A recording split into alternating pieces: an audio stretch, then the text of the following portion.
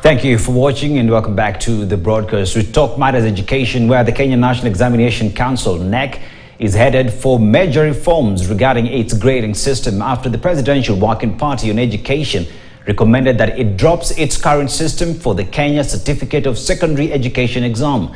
The Working Party wants KNEC to grade KCSE exam results based on mathematics, English or Kiswahili and 5 other subjects where a learner performs well, and note the current arrangement where KNEC's grading system for KCSE coincides 7 subjects including English and Kiswahili, mathematics, 2 science subjects and 2 humanities. Shadrach Miti with the details.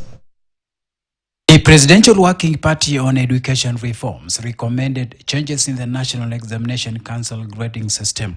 In the report submitted to the President early this week, the Working Party wants KNEC to drop the current grading system for the Kenya Certificate of Secondary Education exam, which considers 7 subjects including English and Kiswahili, mathematics, 2 science subjects and 2 humanities. The proposal contained in the Presidential Working Party for Education Reforms report will see the grading of KCSE only retain 2 compulsory subjects in determining the learner's final score and best 5 performing subjects. The compulsory subjects in the proposed reforms will be 1 language and mathematics. The Working Party argued that the current computation by the KNEC disadvantages some learners whose best performing subjects are not considered, especially if they are not within the cluster.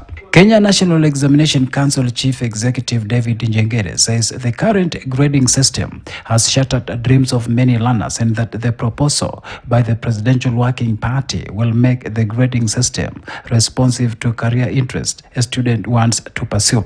According to Dr. Njengere, the current grading system is fashioned along the 844 system, which is a very narrow and rigid curriculum which at the point of exit demands every child, regardless of their strength, are tested in the same subjects, which forms part of their final grade. Njengere regrets that KCSE has been reduced to an examination that decides where the student proceeds to and ignores the assessment purpose. In his explanation, the KNEC CEO picked the example of a candidate inclined towards social sciences but must deal with 2 sciences which they must pass, and if they fail, then it waters down the final score and risks locking them out of their dream course. While unveiling the Open University of Kenya, President William Ruto wondered why out of 11,000 secondary schools in the country, over 5,000 schools do not take a single child to university. 11,000 secondary schools in Kenya. 5,000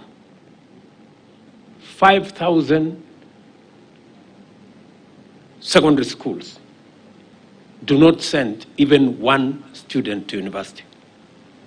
Whole 5,000. Most of them in rural Kenya. That is a cause for us to do some soul searching. However, the KNEC Chief Executive Officer observes that all subjects are important even to students who do not necessarily need them in their careers. He nonetheless insists that there must be a distinct separation between achieving this core knowledge and grading the learner when they sit KCSE exams. Shadrach Miti, KTN News. Education reforms sweeping across the country. Remember that we are covering that.